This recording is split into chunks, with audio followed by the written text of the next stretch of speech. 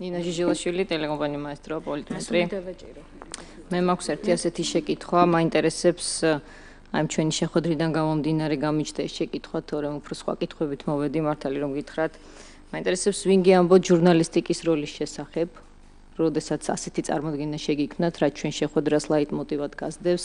ვინ გიმზადებთ, ვინ გეხმარებათ კონსულტაციას, ვისთან გადიხართ მსგავსი შეხვედრების მომზადებისას? აი ხელნაწერი რომ გიჭირავთ, ახლა ვისი ხელნაწერია თუ შეიძლება გითხრათ და ელემენტარული ინფორმაცია მოვცეთ, რა მნიშვნელობა. დიახ, როცა წერენ თქვათ მიშას არ გავდეს ცოტა ისეთი ფამილიარული ნაწერი იყო თქვათ იქ, ის არ გავდა სამინისტროს ოფიციალურ. აი რა მნიშვნელობა ამას აქვს, ახლა ვინ დაწერა ეს? დავასრულოთ შეიძლება და ვინ გირჩევთ აი კომუნიკაციის ამ ფორმას ხოლმე ჟურნალისტებთან და აქედან რომ გახვალთ თუ საყოდურებთ მათ იმაზე რომ თუნდაც აი ვახომ უკვე დაგარწმუნდათ მე თქვენ იმაში რომ ანალიზი მაინცადამაინც დამარწმუნა იმაში რომ მე ვერ დავარწმუნე ვახო და ვერ მოვიტანე კარგი ფაქტები ფაქტები არ მაქვს საკმარისი მაგრამ ის ჟურნალისტიკა შეეშალა თქვენი არჩევანია ჟურნალისტებთან საერთოდ ხალბატონო თუ არის თქვენი დამხმარეების და კონკრეტულად ვისი და უშვებთ თუ არა იმ შესაძლებლობას რომ შესაძლოა ეს იყოს შეცდომა რა იყოს შეცდომა? კომუნიკაციის ეს ფორმა როგორი ფორმა? ჟურნალისტებთან.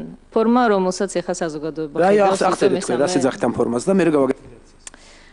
კი ბატონო, თქვენ ჩვენ გვიწოდეთ პოსტალიონები, მე არ მინდა რომ ახლა ლექცია გავმივიდეს. არა, ერთი წუთით. თქვენ მე კი არ გიწოდეთ პოსტალიონები, რა ესე რომ ამბობთ, არ არის ეს ესე. შეიძლება დავასრულოთ. არ დავასრულოთ, რომ გვიწოდეთ პოსტალიონები, უკვე საკმარისია მე რეაქცია გავაკეთო. მე შეგახსენეთ რომ თქვენ არ ახართ პოსტალიონები.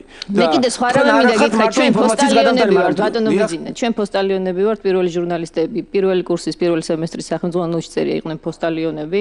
ჩვენი ამოცანა უბრალოდ 21 საუკუნეებში განვითარებული ტექნოლოგიების პირობებში უკაცრავად ბატონო ბიძინა არის იდენტიფიცირება კრიტიკული პრობლემების საზოგადოებაში, კითხვების მოძიება, პოსტალიონებივით, ოღონდ ჟურნალისტები ქვია დღეს თქვენამდე მოტანა, პასუხების მოძიება და უკან მიტანა.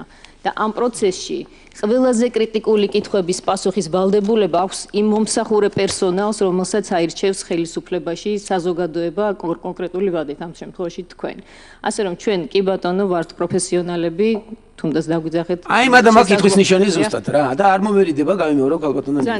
აი, თქვენ ჩვენ რო გვაქვს ვალდებულება, არაზოს ამ ვალდებულებაზე მეორე არ მithქვავს და არ მომბობ დღესაც და ზუსტად რომ გიწევთ, რომ რა პრეტენზიები გაქვთ, რა შეკითხვები გაქვთ, სათავარ მოპასუხო და ამას ვაკეთებ გამოდმებით.